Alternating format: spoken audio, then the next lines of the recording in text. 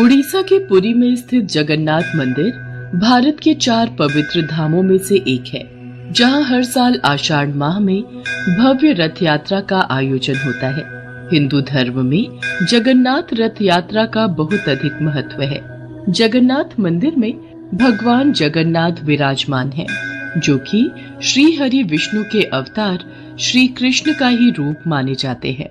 जगन्नाथ का अर्थ होता है जगत के नाथ। आषाढ़ मास की द्वितीय तिथि को ये रथ यात्रा शुरू होती है और शुक्ल पक्ष के 11वें दिन भगवान की वापसी के साथ इस यात्रा का समापन होता है।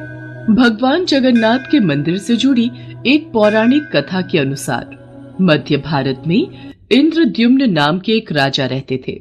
उनकी राजधानी का नाम अवंती था। वो भगवान विष्णु के बहुत बड़े भक्त थे और हमेशा भगवान विष्णु के दर्शन के लिए इच्छुक रहते थे। एक बार एक ऋषि घूमते हुए उनके महल में आ पहुंचे और राजा से बोले, राजन, उड़ीसा में भगवान विष्णु के भव्य रूप नील माधव को पूजा जाता है, लेकिन वो जगह उड़ीसा के कौन से हिस्से में है, ये आपको पता लगाना पड़ेगा। क्या आप सत्य कह रहे हैं ऋषि श्रेष्ठ? ये सुनकर तो मेरा मन भगवान विष्णु के दर्शनों को लालायित हो गया है।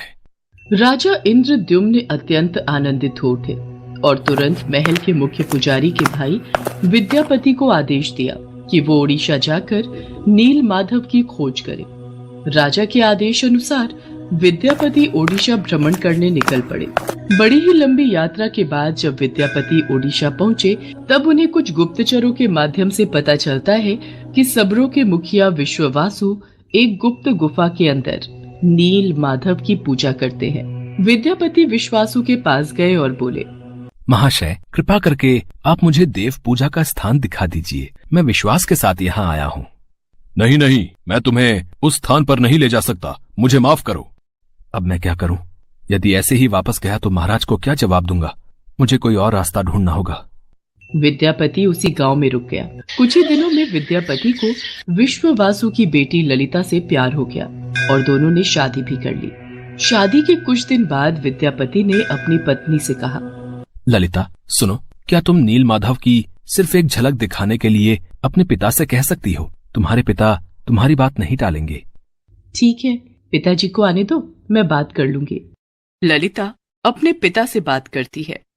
ठीक है, पर मेरी एक शर्त है। विद्यापति मेरे साथ आंखों पर पट्टी बांध कर जाएगा। विद्यापति शर्त मान लेता है, पर वो बड़ी ही चालाकी से अपने साथ कुछ सरसों के दाने ले जाता है और गुप्त गुफा तक पहुंचने के रास्ते को याद रखने के लिए रास्ते में सरसों के दाने गिराते हुए जाता है। गुप्त गुफा में पहुंचने के बाद जब विद्यापति ने नील माधव की दिव्य छवि को देखा, तब वो उन्हें देखता ही रह गया। गुप्त गुफा से लौटकर विद्यापति ने राजा इंद्रद्युम्न को सब कुछ बताया। तब राजा इंद्रद्युम्न भी अपने प्यारे भगवान के दर्शन के लिए तुरंत निकल पड़े। लेकिन जब राजा इंद्रद्युम्न विद्यापति के साथ गुप्त गुफा में पहुंचे, तब उन्हें वहां कुछ नहीं दिखा। नील माधव अंतर्धान हो चुके थे। यहाँ पर तो कुछ भी नहीं है। प्रभु कहाँ गए? महाराज, मैंने यही उनके दर्शन किए थे, पर अब वो यहाँ से अंतर्ध्यान हो गए हैं। राजा इंद्रद्युम्न निराश होकर महल में लौट आए।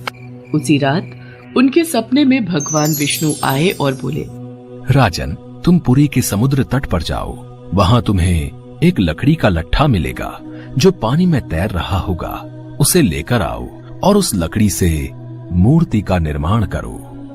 राजा इंद्रद्युम्न ने इस संदेश का पालन किया और वो पुरी के समुद्र तट पर पहुंच गए और वहां उन्हें सचमुच एक लकड़ी का लट्ठा पानी में तैरता हुआ दिखाई दिया। लेकिन राजा इंद्रद्युम्न के सेवकों के लाख कोशिशों के बावजूद भी कोई उस लकड़ी के लट्ठे को उठा नहीं पा रहा था। अंत में कबीले के सरदार विश्ववासु की सहायता से उस लकड़ी के लट्ठे को महल में लाया गया, परंतु उस लकड़ी के लट्ठे से कोई भी कारीगर नील माधव की छवि तराश नहीं पा रहे थे। महाराज, हमारे लिए ये कार्य करना असंभव है। हम इस लकड़ी के लट्ठे से कोई भी मूर्ति नहीं तराश पा रहे हैं। हमें क्षमा कीजिए। जब इस काम को करना नामुमकिन हो गया, तब भगवान विष्णु ने फिर से राजा के सपने में दर्शन दिए और कहा, राजन, तुम देवताओं के शिल्पकार विश्वकर्मा की आराधना करो। वो इस कार्य को अवश्य पूरा करेंगे। भगवान विष्णु के कहने पर राजा इंद्रद्युम्न ने देवताओं के शिल्पकार श्री विश्वकर्मा से प्रार्थना की। तब वो सबके समक्ष एक बूढ़े बढ़ई के रूप में प्रकट हुए और राजा इंद्रद्युम्न से बोले, राजन, मैं आपको विश्वास दिलाता हूँ कि मैं कुछ ही दिनों में तराश कर मूर्तियां तैयार कर दूंगा, लेकिन मेरी कुछ शर्तें हैं। जी प्रभु बोलिए, मुझे आपकी सारी शर्तें मंजूर हैं। मैं भगवान श्री विष्णु की मूर्ति को 21 दिनों में बनाकर तैयार कर दूंगा, पर मैं ये कार्य अकेले में एक बंद कक्ष में रहकर करूंगा। अगर किसी ने भी मेरा कार्य पूरा होने से पहले कक्ष के द्वार को खोला तो मैं कार्य को अधूरा छोड़कर चला जाऊंगा। मुझे आपकी सारी शर्तें मंजूर हैं। कृपा करके आप कार्य को आरंभ कीजिए। और फिर भगवान विश्वकर्मा ने कक्ष के द्वार बंद कर लिए और अपने कार्य में लग गए। लोगों को उस कमरे से सिर्फ आरी, छेनी और हथौड़ी इत्यादि की आवाजें सुनाई देती थी। लेकिन 15 दिनों बाद जब रानी गुंडिचा को कमरे से कोई भी आवाज सुनाई नहीं दी, तब वो घबरा गई और राजा इंद्रद्युम्न से बोली, महाराज, जिस कक्ष में मूर्ति बनाने का कार्य चल रहा है वहाँ से कोई भी आवाज नहीं आ रही है। कहीं वह बूढ़ा कारीगर भूख प्यास के कारण मर तो नहीं गया?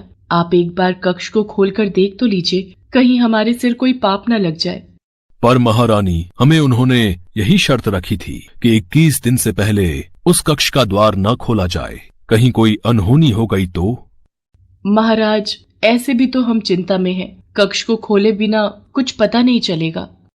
रानी गुंडिचा ने राजा इंद्रद्युम्न से कक्ष का द्वार खोलने की जिद की। आखिर में कक्ष के द्वार को खोला गया और राजा इंद्रद्युम्न के ऐसा करते ही वो बूढ़ा कारीगर बने भगवान विश्वकर्मा गायब हो गए और अपने पीछे आधी बनी 3 मूर्ति छोड़ गए। राजा इंद्रद्युम्न को इस बात से बहुत दुख पहुंचता है कि उन्होंने विश्वकर्मा की बात को नहीं माना और शर्त के नियम तोड़ दिए। इसी कारण प्रभु जगन्नाथ के हाथ और पांव आधे बने हुए हैं। राजा इंद्रद्युम्न ने उसी रूप में उन मूर्तियों की स्थापना की जो आज जगन्नाथ मंदिर के नाम से प्रसिद्ध है, जहां श्री कृष्ण भगवान जगन्नाथ के रूप में बड़े भाई बलराम और छोटी बहन सुभद्रा के साथ विराजमान है। प्रभु जगन्नाथ को भी बुखार होता है, उनको भी दवाई दी जाती है। कभी कभी वो ठीक हो जाते हैं, पर कभी कभी नहीं। उनका पुनर्जन्म होता है जिसे नव कलेवर कहा जाता है, जो हर 8 साल, 12 साल और 19 साल में एक बार होता है। इन दिनों उड़ीसा सरकार पुरी में अंधकार का ऐलान करती है और कुछ खास पुजारी अपनी आंखों पर लाल कपड़ा और हाथों में लाल कपड़ा बांधकर पुरानी मूर्ति से कुछ रहस्यमयी चीज को निकालकर नई मूर्ति में लगा देते हैं, जिसे ब्रह्म पदार्थ कहा जाता है। ब्रह्म जो जीवन का प्रमाण देता है। जैसे प्रत्येक मनुष्य के शरीर में आत्मा होती है, उसी प्रकार प्रभु जगन्नाथ के शरीर में ब्रह्म या परमात्मा रहते हैं। यही कारण है कि प्रभु जगन्नाथ दुनिया के एकमात्र जीवित ठाकुर जी हैं, जो भक्तों की पुकार सुनते हैं, समझते हैं और उनकी इच्छाओं को पूरा करते हैं। श्री जगन्नाथ मंदिर के ऊपर स्थापित लाल ध्वज सदैव हवा की विपरीत दिशा में लहराता है। प्रतिदिन सायकाल मंदिर के ऊपर स्थापित ध्वज को मानव द्वारा उल्टा चढ़कर बदला जाता है। कहा जाता है कि जब श्री कृष्ण की मृत्यु हुई थी, तब एक बहेलिये ने ही उनका अंतिम संस्कार किया था।